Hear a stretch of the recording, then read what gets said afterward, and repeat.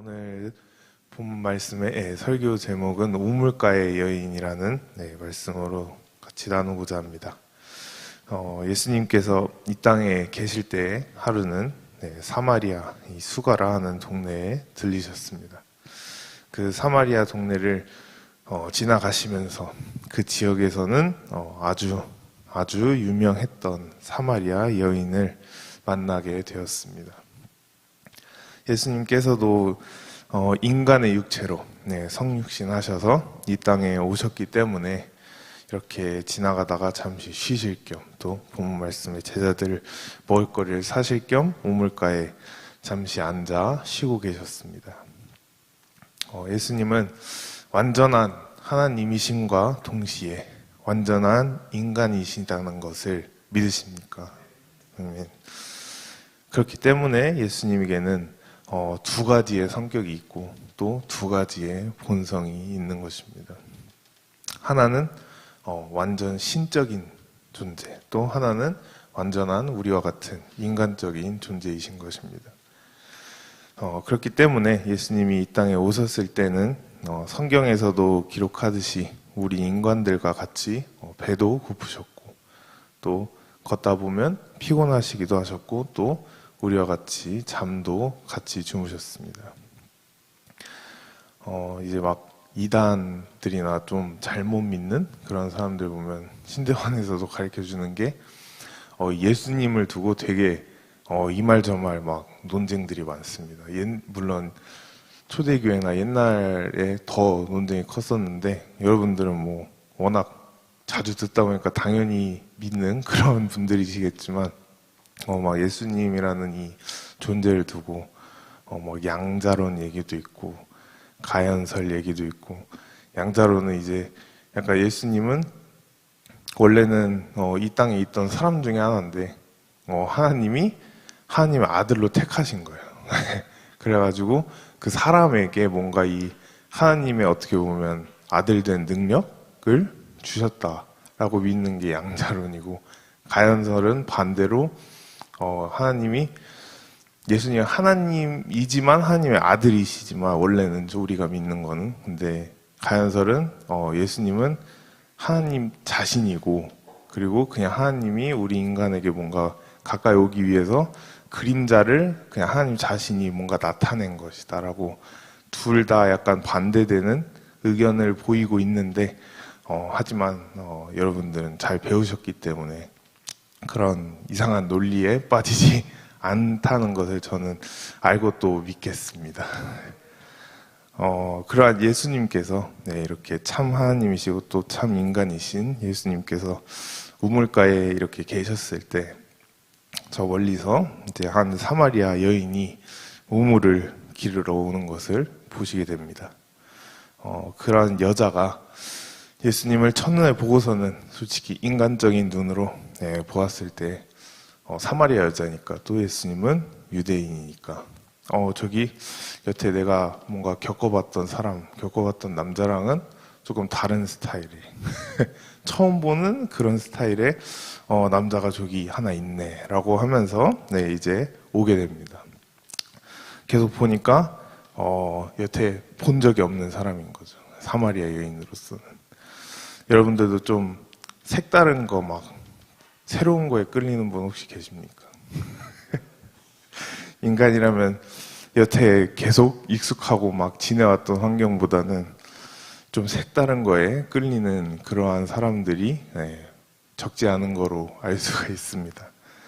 이 사마리아 여인이 그렇게 생각하고 또 이렇게 느끼게 된 이유는 그 여인이 살아온 환경을 보면 우리가 알 수가 있습니다. 이 여인은 여태까지 살아오면서 성경에서 남편이 몇 명이나 있었다고 기록하고 있죠. 5명이나 있었습니다. 그리고 지금 데리고 살고 있는 그 남편도 자신의 남편이 아닌 그러한 상태의 여자였습니다. 이것을 예수님께서 사마리아 여인을 처음 볼 때부터 이미 아시고 그 여인에게 다 아시면서도 또 물어보신 것입니다. 예수님께서는 천지 만물을 창조하신 창조주이시기 때문에 모든 인간들의 우리의 상황과 또 환경을 다 아실까요, 모르실까요? 이미 다 알고 계십니다. 다 아시면서도 성경에 보면 항상 우리 인간에게 먼저 다가오셔서 시비를 거십니다. 가만히 있는 인간에게 먼저 오셔서 말 툭 건지시고 말을 이렇게 내뱉으시고 또 질문을 하십니다. 그 이유는 우리 인간의 입으로 예수님 앞에 고백하기를 원하시기 때문입니다. 지금 사마리아 여인이 데리고 있는 그 남편도 얼마 가지 못해서 또 바뀔 것을 예수님은 이미 알고 계셨습니다. 그리고 당사자인 그 사마리아 여인도 자신의 본능을 분명히 알고 있었을 것입니다.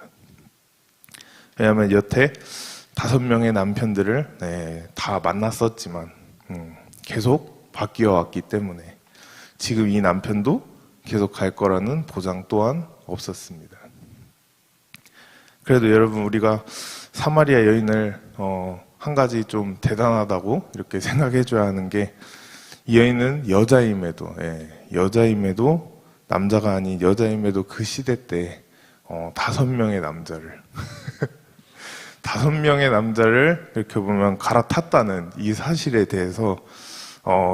대해서만큼은 정말 저는 개인적으로 사마리아 여인을 되게 높게 평가하고 인정해주고 싶지 않나 싶습니다.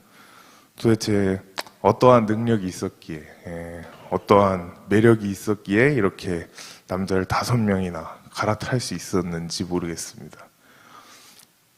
지금은 뭐 여자들이 살다가 남편들을 걷어차는 경우도 많고 뭐 일방적으로 막 이혼하는 경우도 많고, 여자들도 뭐 남자 못지않게 잘 나가고 또 남자들보다 뭐 위에 있으려고 하는 그러한 시대에 우리는 살고 있습니다.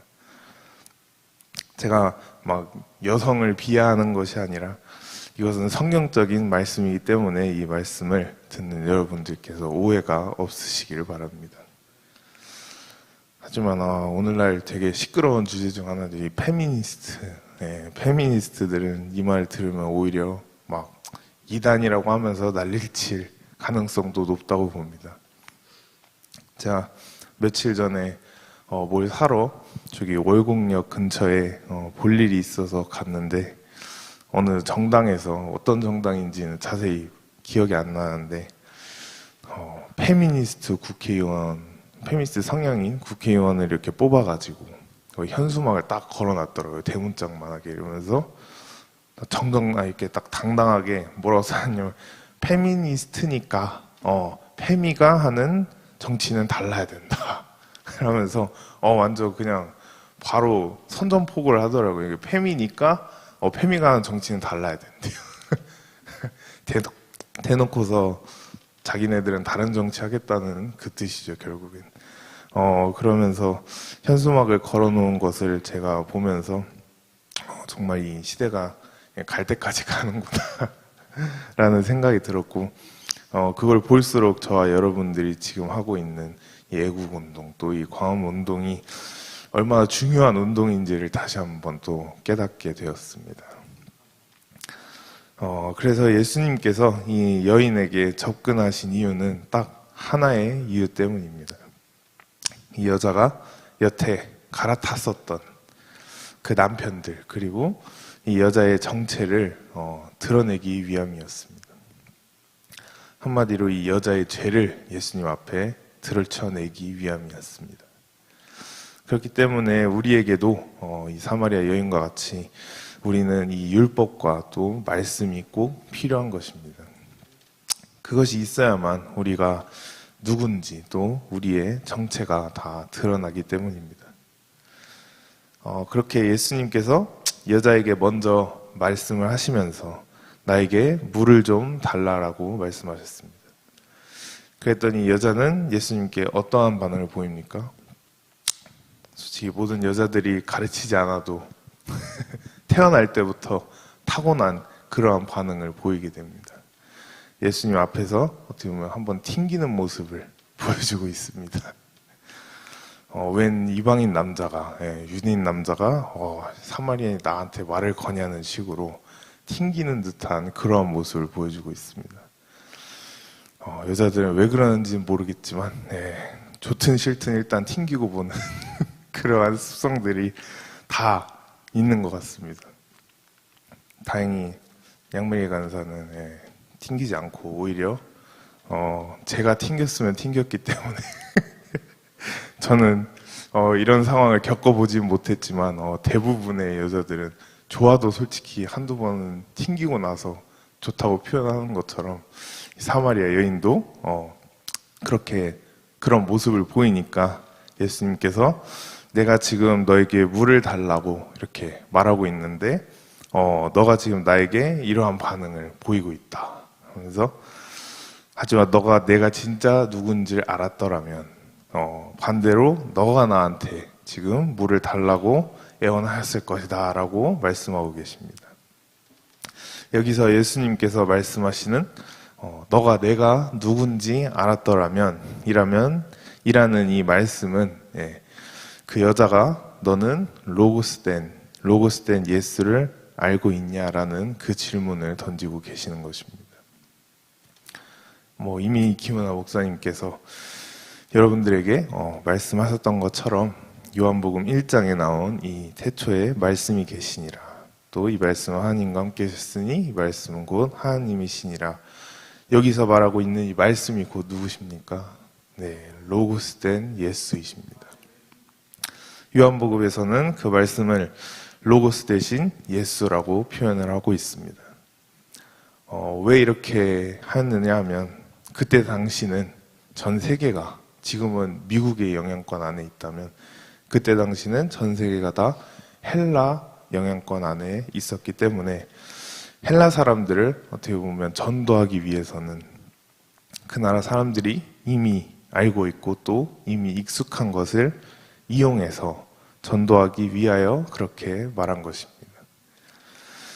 예수를 믿지 않았더라도 과거의 헬라 사람들은 생각을 굉장히 중요시하는 그러한 생각하는 민족이었기 때문에 성경의 이 창세기가 그들에게 없었지만 그들만의 생각으로 어떻게 보면 생각하는 그 생각으로 인간에 대하여 생각하고 또 이 세상에 대해서 생각했던 그러한 민족이었습니다. 이 세상이 과연 어떻게 생겼나 라고 헬라 사람들끼리 이야기를 하다 보니까 어떤 한 사람은 이 세상이 제일 먼저 존재했었던 건 불이다. 또 어떤 사람은 물이다. 아니면 아니다. 바람이다. 이러면서 서로 온갖 추측을 다 해나갑니다. 그렇게 해가지고 결국은 결론 내린 것이 무엇이냐. 이것도 어떻게 보면 굉장히 대단한 것이죠. 이 세상이 생기기 전에 어떤 눈에 보이지 않는 그러한 어떤 힘이 이 세상을 뒤에서 이렇게 밀어낸 것이다 라고 그들끼리 결론을 내리게 되었습니다. 하나님 없이 성경 없이 아무것도 모르는 상태로 순전히 인간적인 생각으로 여기까지 생각하고 결론 내린다는 것은 정말 대단한 일인 것입니다. 이것이 헬라 사람들이고 이렇게 생각하는 사람들이었기 때문에 고대 철학자들 소크라테스, 아리스토텔 다 보면은 전부 다 어디 사람들입니까? 헬라식의 사상을 가지고 있는 것을 우리가 볼 수가 있습니다. 저와 여러분들이 만약 지금 헬라 시대에 살았더라면 특히 우리는 헬라 사람들처럼 이렇게 매일처럼 모여서 이런 심오한 생각과 이런 주제를 놓고 토론을 하지 않았을 것 같습니다. 그냥 모이면 점심 뭐 먹지? 또 주말에 어디 가서 놀지? 뭐 하지? 약간 솔직히 이런 생각을 하지 않았을까 싶습니다. 누가 모여가지고 이 세상에 어떻게 태어났나? 이런 생각 솔직히 하기 쉽지 않습니다. 사람끼리 모이면 좀 헛된 수다를 떠는 그러한 것이 솔직히 일상이기 때문에 이러한 결론을 내린 헬라 사람들을 우리는 그래도 되게 높게 평가해 줘야 될 것 같습니다. 그렇게 헬라 사람들이 결론 낸 이 알 수 없는 로고스, 이 힘이 이 세상을 밀어낸 것, 그것을 요한복음에서는 로고스 예수님이라고 말하고 있습니다. 그렇게 세상을 만들었던 이 로고스가 이 땅에도 왔었고 또 이 땅에 와서 너와 나의 죄를 위하여 십자가에 죽으셨다. 그러고 하늘로 부활하셨고 지금은 우리 마음속에도 들어와 계신다.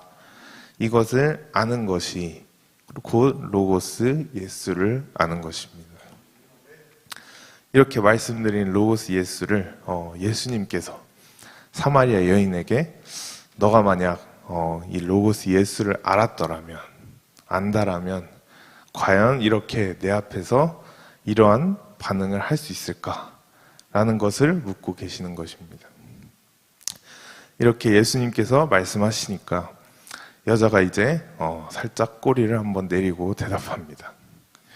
가만히 보니까 유대인의 선생님이신 것 같은데 나는 지금 우물을 기르러 왔기 때문에 이 물을 푸는 이런 도구들 또 이런 바구니가 있어서 당신에게 물을 줄 수 있지만 당신은 이런 것도 하나도 없는데 그냥 맨몸인데 어떻게 나한테 물을 줄 수 있습니까? 라고 예수님에게 질문하게 됩니다. 여자의 이 질문을 들은 예수님께서는 이제 핵심적인 답변을 주시게 됩니다. 지금 너가 나한테 주는 이 우물의 물, 우물에서 떠서 주는 이 물은 결국 물질적인 물이기 때문에 한번 마시게 되면 다시 나중에 가면 목마르거니와 내가 너에게 주는 물은 한번 마시면 영원히 목마르지 아니하리라. 그렇기 때문에 이 여자가 말하고 있는 물과 또 예수님이 말씀하고 계시는 이 물은 같은 물이지만 전혀 다른 의미를 두고 서로 동문서답을 하고 있습니다.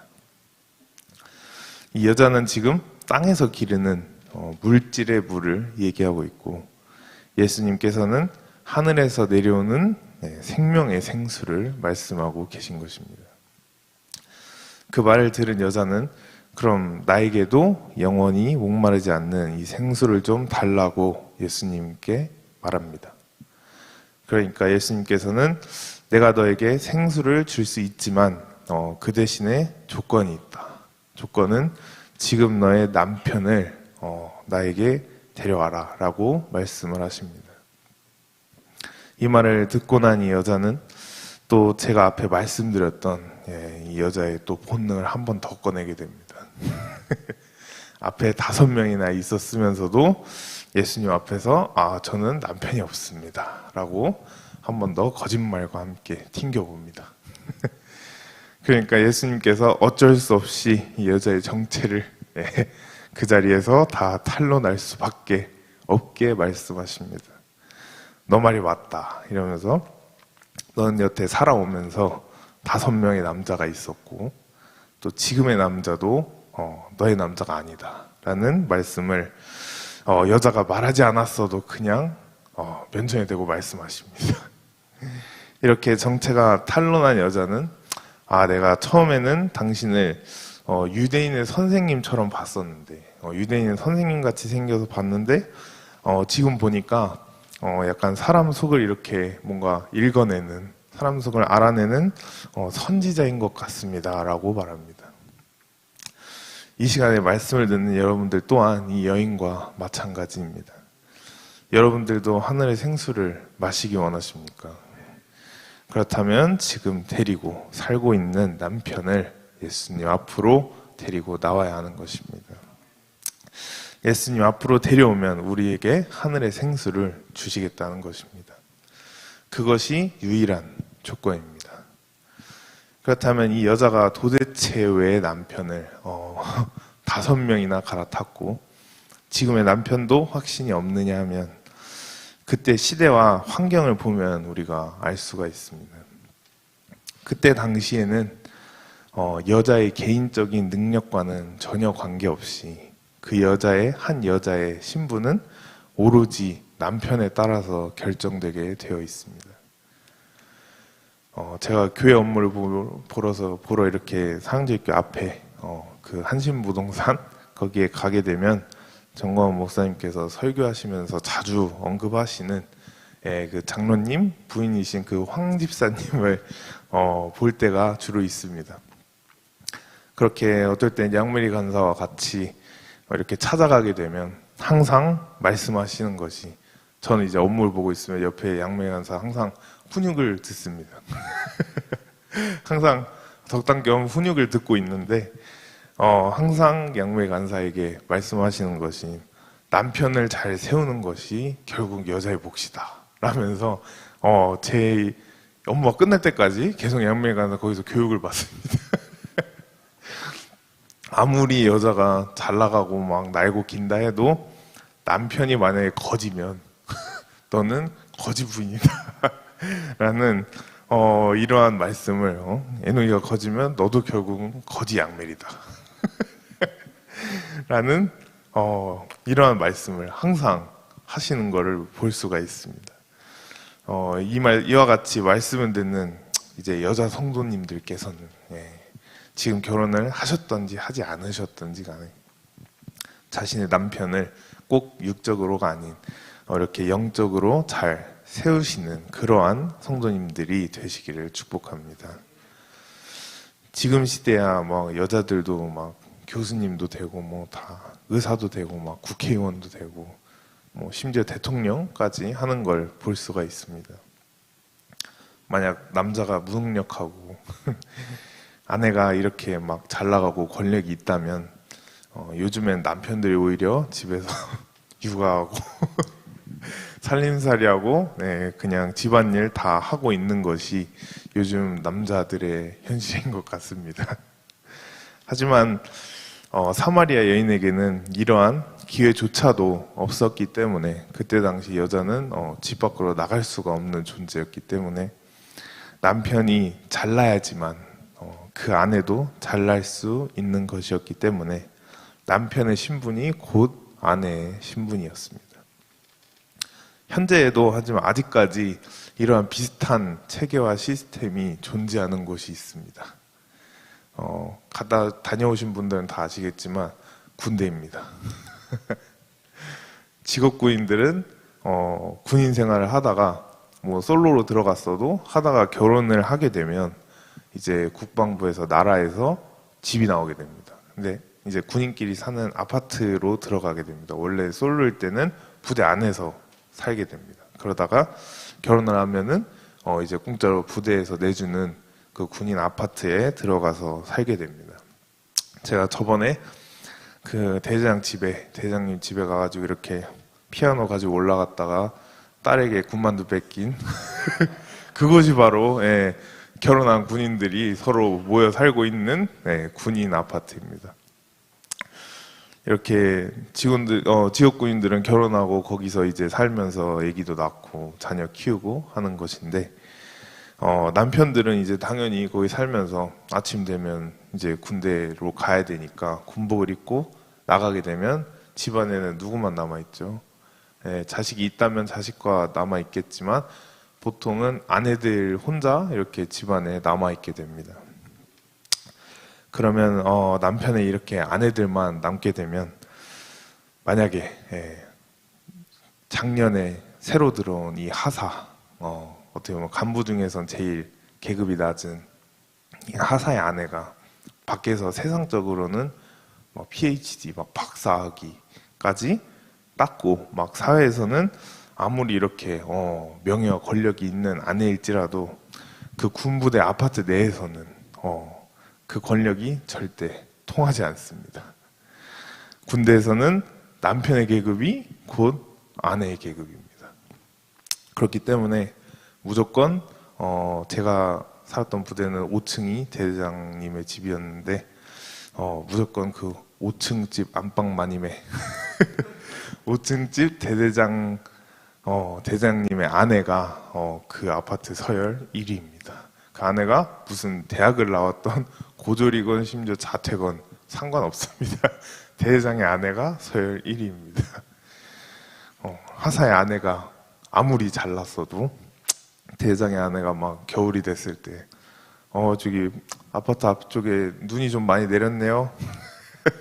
뭐 단독방에 막 이런 말을 한번, 뭐 솔직히 요즘은 그러진 않겠죠. 근데 옛날에는 그랬다고 합니다.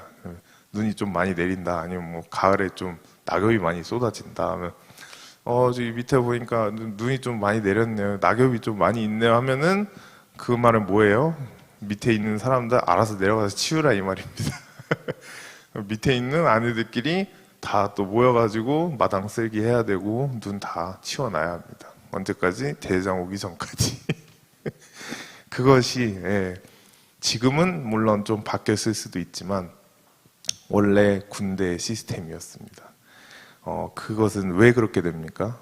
남편의 계급이 곧 아내의 계급이기 때문에. 이와 같이 여자들의 계급이 순전히 남편에게 이렇게 걸려 있었던 그러한 시대에 살고 있던 이 사마리아 여인이기 때문에 남편이 누구이냐에 따라서 자신의 인생이 어떻게 보면 성공할 수도 있고 진짜 패망할 수도 있는 그러한 세상이었습니다. 그렇기 때문에 이 자리에 아직 결혼 안 하신 여자분들은 남편을 잘 고르시길 축복합니다. 아무나 잡고 그냥 결혼해 버린다면 정말 인생이 잘 나가다가도 힘들어질 수가 있습니다.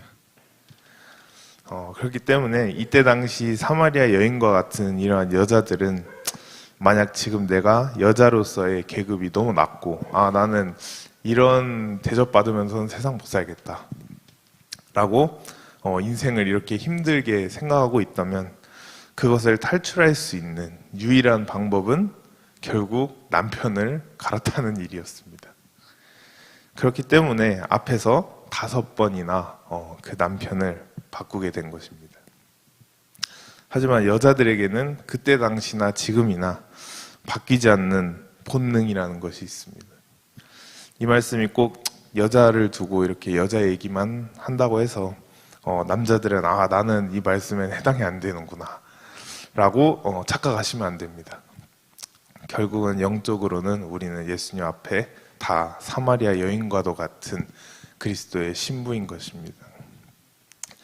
그래서 여자들에게 있는 정말 태어날 때부터 있는 본능들이 몇 가지가 있습니다.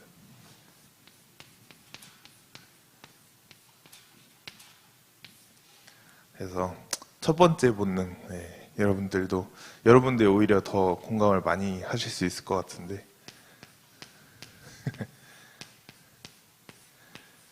여자들의 본능은 무엇입니까? 다 연예인을 좋아하게 됩니다. 이거는 뭘 두고 말씀드리냐면 이제 결혼 상대 또 남편 감을 앞두고서 여자들이 생각할 때 특히 고등학교, 대학교 있는 아니면 사회 초년생에 있는 모든 사람들의 특히 여자들의 마음속에 TV에 나오는 저 연예인 정말 잘생기고 정말 꽃미남 어디 내놔도 꿀리지 않는 저런 외모를 갖고 있는 저 연예인과 한번 내가 좀 결혼해서 살아보면 정말 소원이 없겠다. 얼마나 좋을까. 제가 궁금해서 찾아보니까 한국 뭐 잘생긴 순위는 아니지만 연예인마다 어떻게 보면 가치라는 게 존재하잖아요. 몸값, 스포츠 선수로 말하면 몸값이라는 게 존재하는데 현재 광고 순위나 이런 섭외 순위 몸값 1위가 누군지 아십니까, 여러분? 조금 물론 저도 막 많이 보기는 했지만 이 사람이 1위일 거라는 생각은 솔직히 못했습니다. 근데 1위가 공유라고 합니다. 저도 솔직히 좀 놀라긴 했는데 공유가 그 브랜드 가치 1위로 남자 연예인으로서 올라와 있다고 합니다. 여자 연예인 1위로는 아이유가 1위에 있다고 합니다. 여기서 또 아이유 좋아하시는 분 계신지 모르겠지만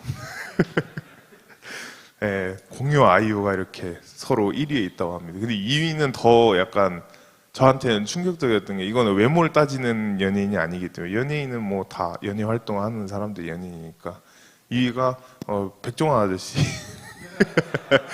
백종원 아저씨가 2위더라고요. 그래서 외모와는 크게 상관은 없는 것 같다라고 판단을 했지만 결국은 그분들이 다 갖고 있는 게 그 똑같은 본성이 뭡니까? 다 연예인들입니다. 연예인들 막 TV 나오면 다들 그래도 와 해주고 지나가다가 솔직히 지금 여기 열강제 앞에 백종원 지나가면 사람들 다 사진 찍고 막 난리 날 거 아닙니까?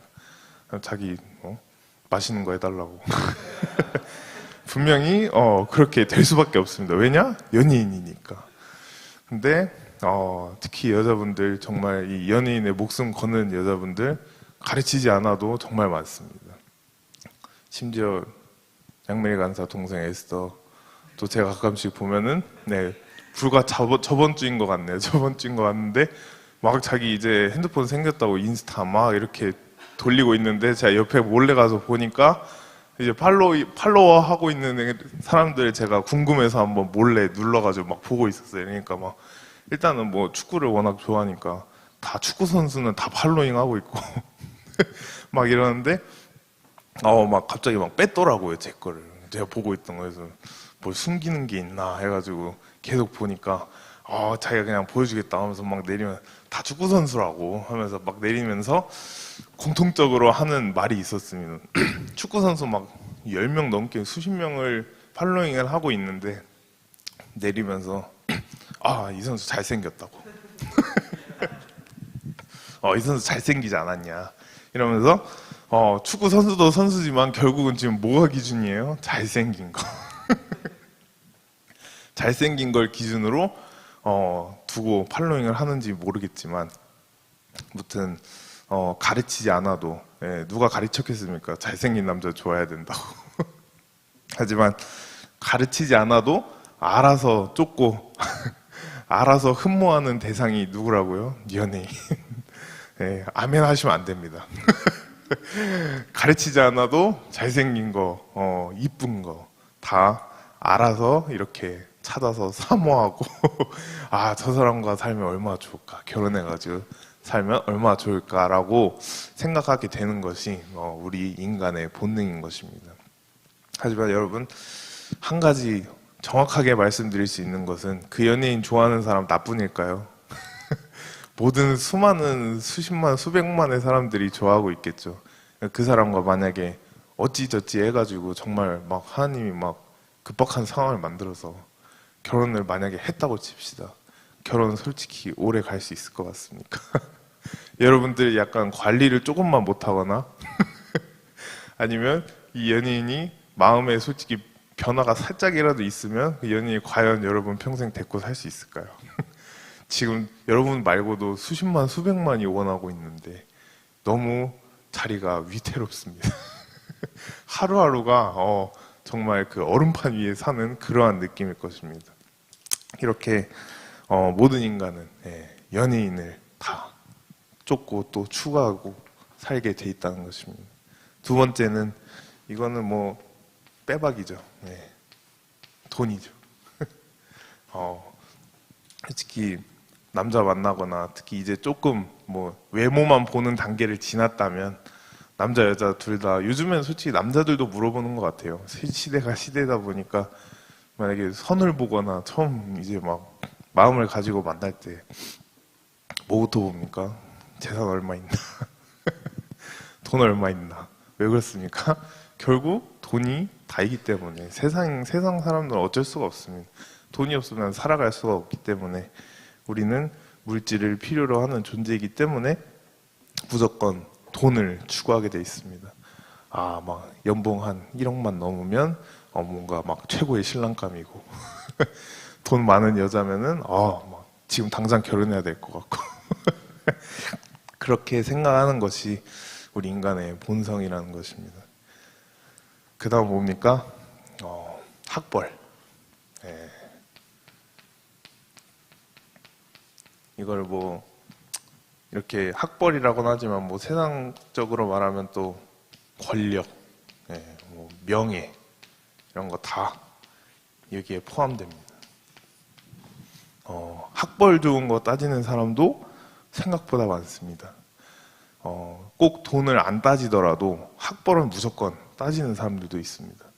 제가 이 자리에 들어서 말씀드린 또 양메리 간사 여기 없기 때문에 제가 또 편하게 말씀드리자면 양메리 간사는 저를 만나기 전까지 정말 학벌을 중요시하는 그러한 사람이었습니다. 자신의 입으로 간증을 합니다. 자기는 항상 이상형이 길 가면서 막 책 들고 있고 안경 쓰고 있고 약간 조금 키는 크지만 약간 호리호리한 남자, 살짝 이쑤시개 같은.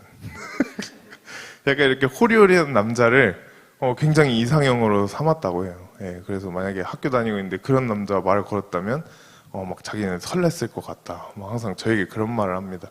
저는 너무 그거와 하나도 맞지 않는 사람이기 때문에 저는 공을 들고 다녔으면 들고 다녔지 책을 들고 다니진 않았습니다.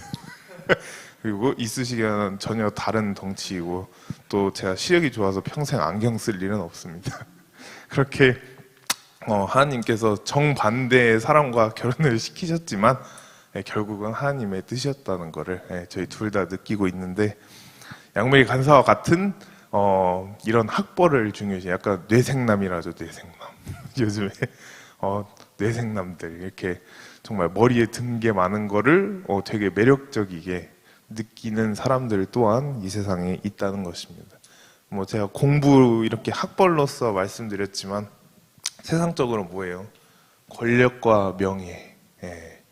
뭔가 어떻게든 저 사장님 아니면 뭐 잘 나가는 뭐 예를 들어 국회의원 이런 잘 나가는 사람들과 어떻게든 뭐 하려 합니까? 저희는 연관지으려 하잖아요. 어떻게든 공통점 만들려 하고 어떻게든 뭔가 그 사람과 관계 맺으려 하고 이런 것을 볼 수가 있는데, 결국은 관계 맺어서 뭐 하려 합니까? 자신의 이득을 챙기려고 하는 것이 결국은 이 세상 사람들의 이 권력과 명예를 향한 본능인 것 같습니다. 국회의원들 저기 출마할 때 딱 되면은 그 시기 되면 뭐 합니까?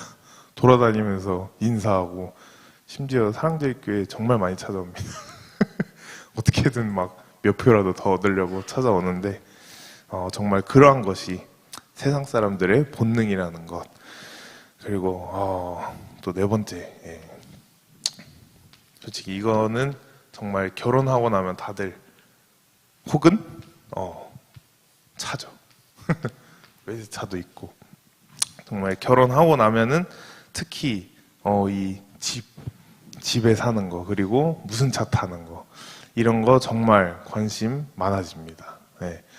정광훈 목사님 그 말씀도 예로 들자면은 개척교회 하실 때 어떤 성도님이 와가지고 이제 송구영신 때 새해 기도 제목을 내년에 기도 제목을 말하라고 하면은 그때 이제 신혼 부부였대요. 그래서 20평 아파트를 사는 것이 새해 그 기도 제목이다, 꿈이다.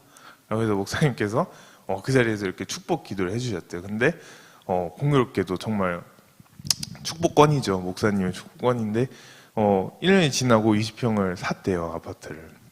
정말 대단한 거죠. 그래서 20평 아파트를 샀는데 내년 송구영신이 됐습니다. 기도제목이 뭔 것 같습니까? 30평 아파트. 근데 기도를 하셔가지고 정말 1년 만에 또 30평 아파트에 들어가셨대요. 근데 그 후에도 갑자기 40평 아파트. 거기서 목사님께서 그러셨대요. 30평이면 됐지 뭘 40평까지 원하냐. 30평이면 충분히 살고 남지 않냐니까 자기 집은 사람들이 많이 들락날락하기 때문에 40평이 필요하다고 꼭 했답니다.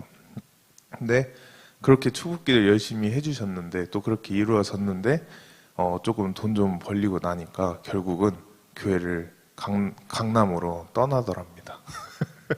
열심히 축복기도 다 해주셨는데 결국은 그냥 강남으로 떠나버리는 그런 것이 솔직히 인간인 것 같습니다. 결국은 조금 더 넓은 집 살려고 하고 좀 더 좋은 차 타려고 하고 뭐 국산차 타다 보면 외제차 눈 가잖아요.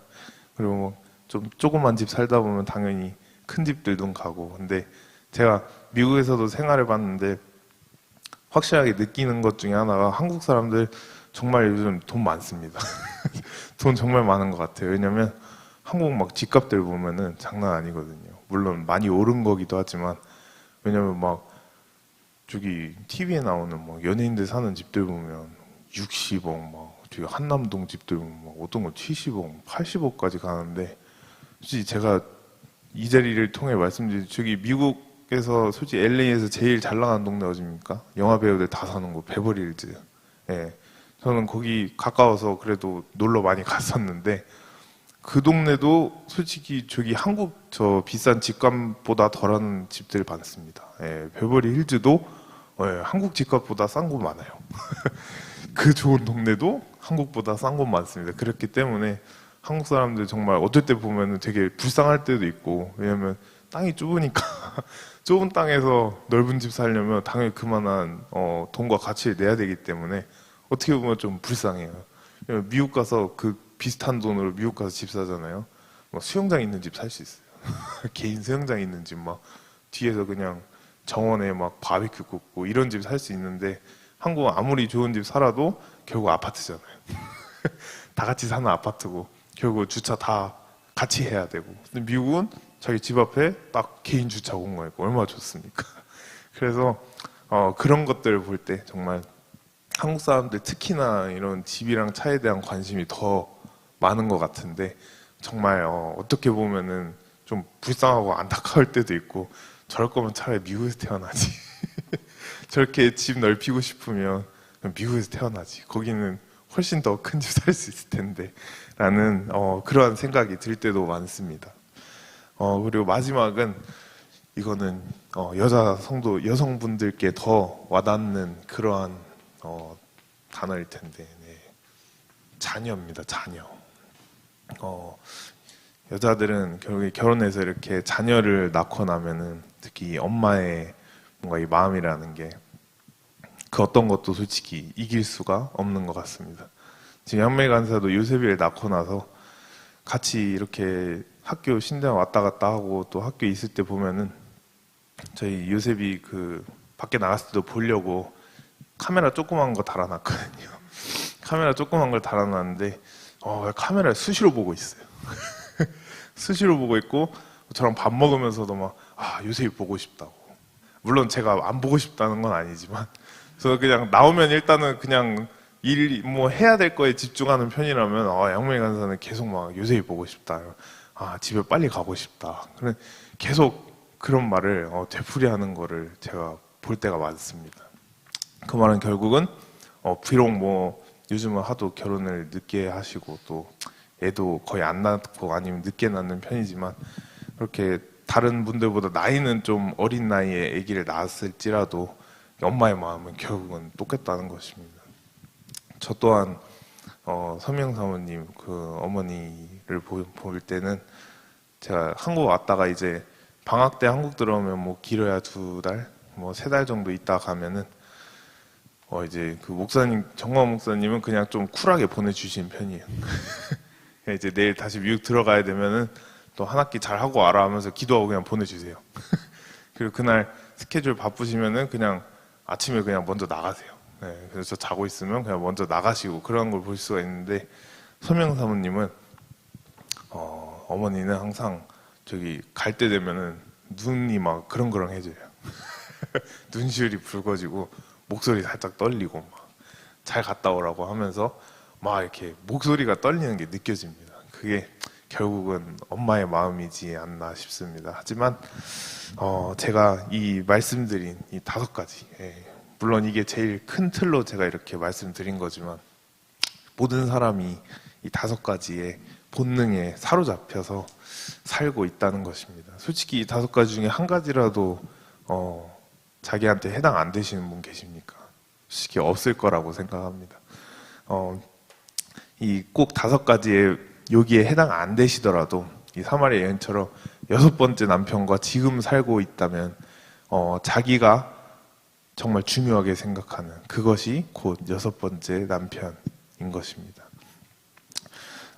제가 앞서 말씀드린 이 5가지들의 남편도 지금도 내가 끼고 살고 있는 6번째 남편, 이 모든 것들을 다 우리는 누구 앞에? 예수님 앞에 가지고 나와서 바칠 때에 예수님께서 우리의 7번째 남편이 되어 주시겠다는 것입니다. 조건이 무엇일 때? 우리의 남편을 바칠 때. 예수님의 이 7번째 남편, 예수 남편은 이 세상의 남편과는 전혀 다른 남편입니다. 예수님은 우리의 남편 되어 주시기를 원하시지만 우리가 과거의 남편들을 아직도 끼고 살고 있다면 인간적인 우리도 느꼈을 때가 어떻습니까? 데리고 살 수가 없습니다. 다른 남자가 있는 여자를 어떻게 데리고 오겠습니까? 예수님이 우리의 남편이 되어주시려 한다면 우리는 예수님 앞에 바람피는, 양다리 걸치는 그러한 신부가 되어서는 안 된다는 것입니다. 예수님은 온전한 그리스도의 신부를 찾고 계십니다. 그러면 우리는 우리의 이러한 것들을 전부 다 예수님께 가져와서 바친다면 우리는 그럼 뭘 가지고 살까? 이렇게 생각할 수도 있지만 그런 것들을 아예 싹 다 포기하고 살라는 것은 아닙니다. 예수님 남편을 우리의 최우선순위로 두었을 때에 나머지들은 남편이 알아서 채워주신다는 것입니다. 이와 같이 이 우물가의 여인 또한 마찬가지였습니다. 우물가의 여인은 처음에 우물을 기르러 왔을 때와 나중에 상태가, 그 마음의 상태가 완전히 바뀐 것을 우리가 볼 수가 있습니다. 예수님은 똑같은 예수님이시지만 우물가의 여인의 마음이 바뀌게 되었습니다. 처음에 우물가에 도착해서 이 여인 예수님과 대화를 했을 때는 이 예수 남편, 예수님과 대화를 했을 때는 처음에는 이 여인이 뭐라고 불렀죠? 예수님을 유대인의 선생이라고 불렀죠. 유대인의 선생, 곧 육신적인 예수님만 눈에 보였습니다. 그러다가 예수님과 조금 대화하다 보니까 내가 좀 잘못 봤구나. 가만히 보니까 유대인 선생이 아니라 뭐라고 고백하죠? 선지자인 것 같다. 선지자인 것 같다라고 고백을 합니다. 거기에서 이제 조금 더 대화를 더 이어가다 보니까 이게 선지자 예수도 아니구나. 결국은 메시아구나 라는 것을 깨닫게 됩니다.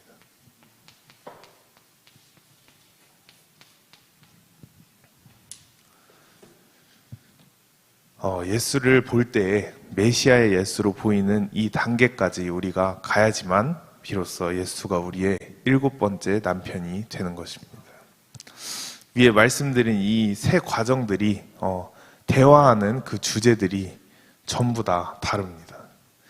첫 번째, 이 유대인의 선생으로 보였던 예수와는 우물가의 여인이 어떤 대화를 주로 한다고 나와 있습니까?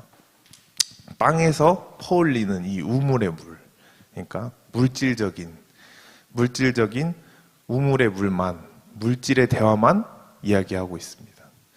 그러다가 대화를 하다 보니 눈이 좀 뜨여서 이젠 땅의 주제가 아닌 약간 예배의 주제로 얘기하기 시작합니다.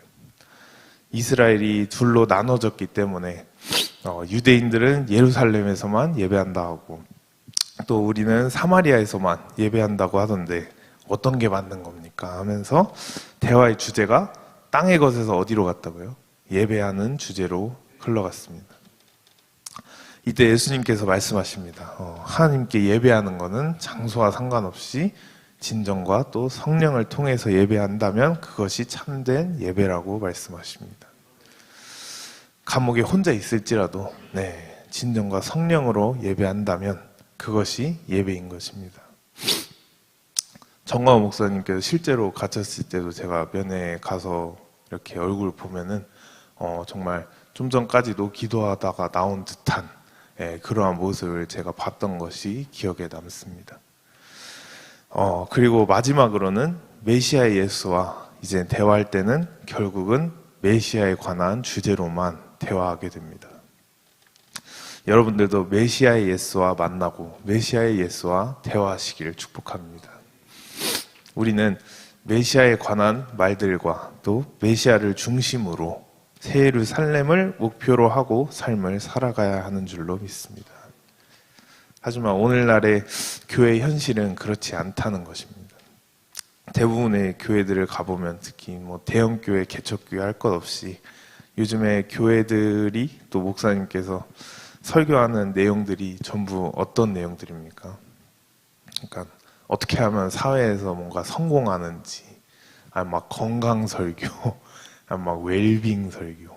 솔직히 저희 신대원에서도 매일같이 그 예배를 드려야 돼요. 점심시간에 의무적으로 해야 하는 채플 시간이 있는데 양밀 간사 이렇게 앉아서 듣다 보면은 아직까지 정말 어떻게 보면 이 메시아에 관한 정말 이 복음 중심적인 그리스도를 관한 설교는 한 번도 들은 적이 없습니다. 솔직히 뭐 교수들마다 한 번씩 돌아가면서 설교를 1시간씩 하는데 내용은 다 다르기는 하지만 솔직히 이 메시아를 딱 관통하는 그러한 설교는 아직까지도 한 번도 들은 적이 없습니다.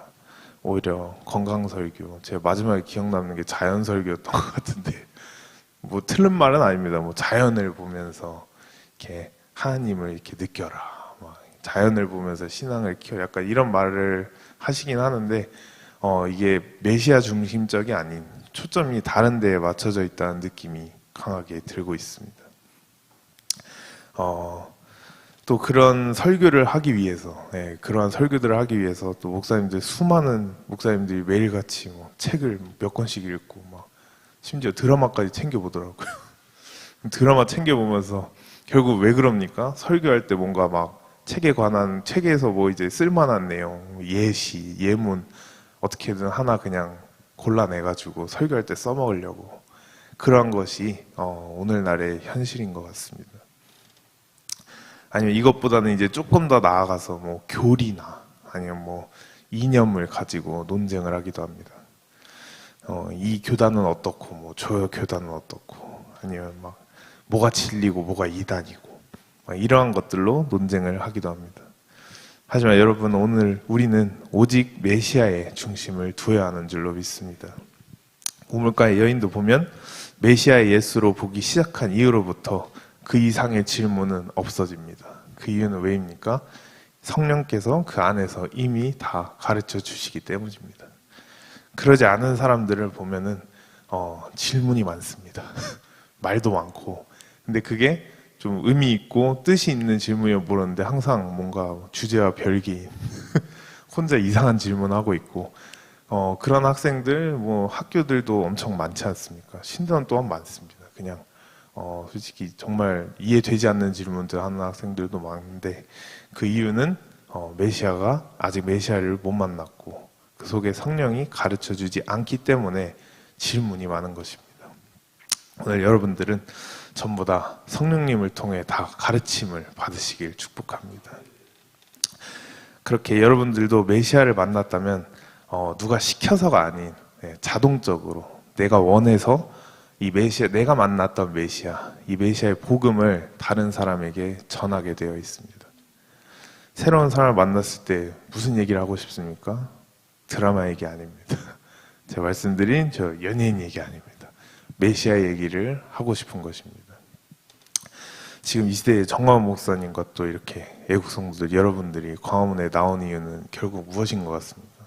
인기 얻으려고? 아닙니다.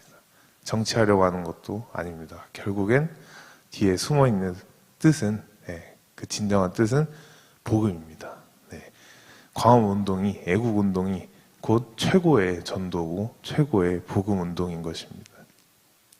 그것이 아니면은 목사님은 오늘 당장이라도 이 운동을 그만두실 것입니다. 하지만 메시아를 전해야 하기 때문에, 또 사람들에게 복음을 알려야 하기 때문에 힘들지만 오늘도 진행하고 있는 것입니다. 그렇기 때문에 다가오는 부활절 예배도 전부 전국에서 광화문에 모여서 연합 예배로 드려지게 되는 것입니다. 우리가 광화문에 이 메시아의 복음을 퍼뜨려야 하는 줄로 믿습니다. 그리하여서 이 시간 이후로부터 남은 인생 어떤 사람을 우리가 만나든지 간에 내가 만난 예수, 내가 만난 이 메시아의 이야기를 하며 또 메시아의 나라를 향해 살아가는 여러분들이 되시기를 축복합니다. 아멘. 찬양 한 곡 하겠습니다. 우물가의 여인처럼 난 구했네 하겠습니다.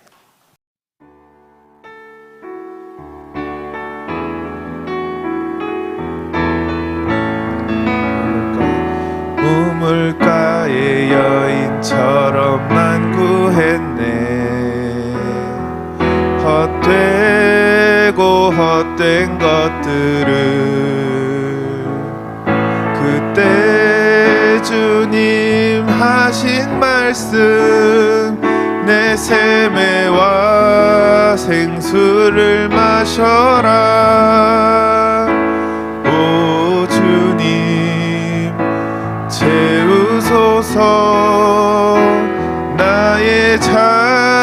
하늘 높이 듭니다. 하늘 양식 내게 채워주소서. 넘치도록 채워주소서. 많고 많은 사람들이 찾았었네. 헛되고 헛된 것들을 주 안에 감추인 보배. 세상 것과 난 비길 수 없네. 오 주님 채우소서. 나의 잔을 높이 듭니다. 하늘 양식 내게 채워주소서. 넘치도록. 마지막으로 하겠습니다. 오 주님 채우소서. 나의 잔을 높이 듭니다. 하늘 양식 내게 채워주소서. 넘치도록 채워주소서.